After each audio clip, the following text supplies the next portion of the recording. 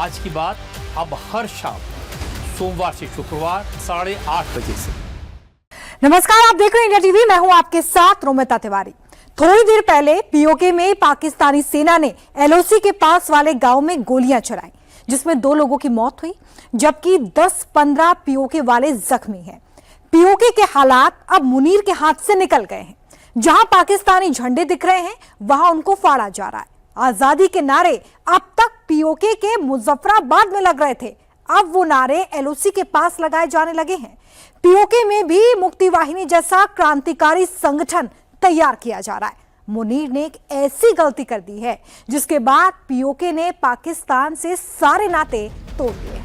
पाकिस्तानी सेना ने रावलपिंडी में स्पेशल मीडिया सेशन बुलाया। इस्लामाबाद से पाकिस्तानी सेना के वफादार पत्रकारों को बुलाया और उनको बताया गया पीओके पर अगर सेना ने तुरंत बड़ा एक्शन नहीं लिया तो एलओसी पार से हिंदुस्तान ऑपरेशन सिंदूर 2.0 शुरू कर देगा। पीओके ने मुनीर से बदले का ऐलान कर दिया। पीओके में जंग, एलओसी पर मुनीर को युद्ध का डर। पाकिस्तान के सामने 1971 वाला वक्त फिर आ गया है। 55 साल पहले ऐसा ही विद्रोह बांग्लादेश में हुआ था।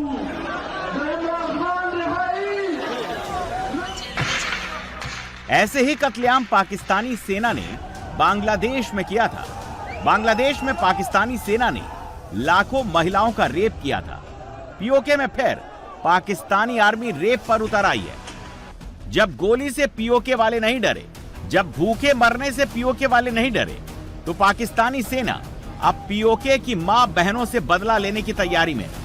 पीओके को समझ में आ गया है उन्होंने पाकिस्तान पर भरोसा करके कितनी बड़ी गलती की है। कश्मीर जबर से लड़ रहा है, आज कश्मीर जर से लड़ रहा है, आज कश्मीर 1947 वाली गलती अब पीओके दोहराने वाला है। पीओके अब एलओसी के इस पार और रहना नहीं चाहता।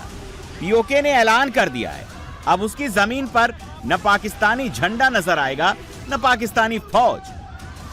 आज कश्मीर जबर से लड़ रहा है, आज कश्मीर जर से लड़ रहा है, आज कश्मीर जो है वो जेल से लड़ रहा है। शायद कहता है ये जबर का, ये जेल का, ये जर का तसल्लुत। तुम देख रहे हैं एक वक्त में तीनों से लड़ेंगे और अब जिसको बुरा लगता है, क्या कहते हैं, शायद कहता है अब जिसको बुरा लगता है, लगता रहे साहब, हम देश के बदजात कबीरों से लड़ेंगे।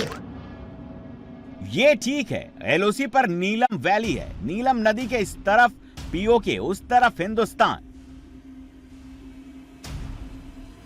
अब जरा देखिए, पीओके की नीलम वैली के किनारे पर 2 झंडे लगे हुए हैं। एक पीओके का झंडा, दूसरा पाकिस्तान का। पाकिस्तान के झंडे को फाड़ दिया गया है। पाकिस्तान में किसी की हिम्मत नहीं है इस झंडे को बदल सके, क्योंकि जो ऐसा करेगा वो पीओके में जिंदा नहीं बचेगा।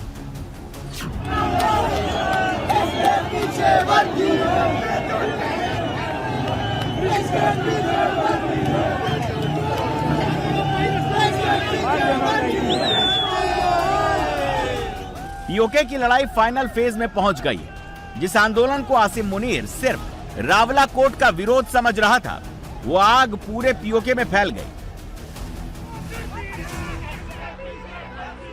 पीओके का बच्चा बच्चा मुनीर के खिलाफ सड़क पर आ गया है। आवाज दो, रावलाकोट में, कोटली में, नीपर में, बिम्बर में। पीओके में रोटी मांगने पर गोली दी जा रही है, हक मांगने पर घरों से निकालकर मारा जा रहा है। पीओके का बस इतना कसूर है कि वो एलओसी के उस पार है, लेकिन पीओके को हिंदुस्तान ऐसे वक्त में अकेला नहीं छोड़ सकता। भारत ने पीओके का मुद्दा यूएन में उठाया है। मुनीर का खूनी सच पूरी दुनिया को बताया। Ongoing tragedy in Rawalakot, the killing of hundreds of civilians and the brutal crackdown across Pakistan-occupied Jammu and Kashmir are the predictable outcome of a system built on forcible occupation and sustained through repression.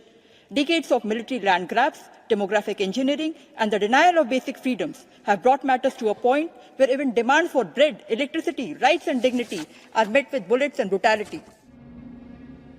रोटी, कपड़ा और मकान, इंसान को जीने के लिए 3 चीजों की जरूरत होती है, लेकिन पीओके में तीनों पर पाकिस्तानी सेना ने रोक लगा दी है।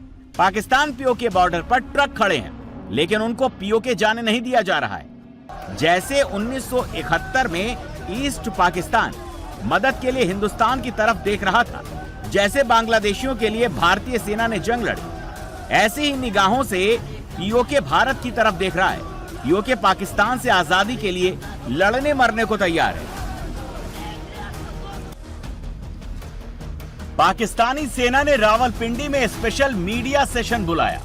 इस्लामाबाद से पाकिस्तानी सेना के वफादार पत्रकारों को बुलाया और उनको बताया गया पीओके पर अगर सेना ने तुरंत बड़ा एक्शन नहीं लिया तो एलओसी पार से हिंदुस्तान ऑपरेशन सिंदूर 2.0 शुरू कर देगा। पाकिस्तान भी गजब मुल्क है। 4 जंग भारत से लड़ा, चारों जंग बुरी तरह हारा, लेकिन किसी भी पाकिस्तानी जनरल को इसकी सजा नहीं मिली। युद्ध में अरबों रुपए झोंकने पर पाकिस्तानी जनरल ने कभी माफी नहीं मांगी, बल्कि पाकिस्तानी सेना का हर बार बजट बढ़ा। पाकिस्तान में युद्ध का डर जनरल की बहुत कमाई करवाता है। वैसे पाकिस्तानी सेना के खिलाफ युद्ध तो शुरू हो चुका है। एलओसी में लगे हुए पीओके के बट्टल गांव में 2 लोगों को पाकिस्तानी आर्मी ने मार डाला। एलओसी के पास जितने भी गांव हैं, वहां पर यही हाल है।